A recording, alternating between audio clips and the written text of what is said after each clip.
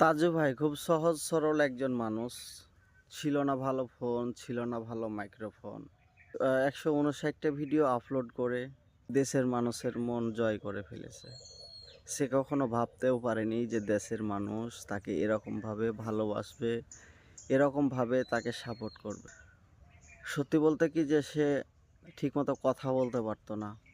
খুব সহজ সরল একজন মানুষ এবং খুব দরিদ্র, অভাব অনটনের মধ্যে বড় হয়েছে এবং তার পরিবারের সে একজন ব্যক্তি যে কর্ম করে তার পুরো পরিবারটাকে চালায়। মানে আসলেই এতটা অভাবগ্রস্ত তিনি যে তার স্ত্রী, তার ওয়াইফ তাকে ছেড়ে চলে গেছে এবং অন্যখানে গিয়ে বিয়ে করেছে। সে ঢাকাতে গিয়ে রাজমিস্ত্রি কাজ করত।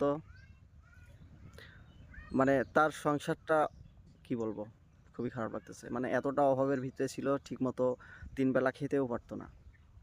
সেই কষ্ট থেকে দূরে, মানে সেই কষ্টকে আড়াল করার জন্য, নিজেকে একটু ভালো রাখার জন্য সে ভিডিও করা শুরু করে এবং তার নিজের জন্য না, তার গ্রামের জন্য, তার এলাকার জন্য, তার ইউনিয়নের জন্য, তার থানার জন্য, তার এলাকার মানুষের জন্য।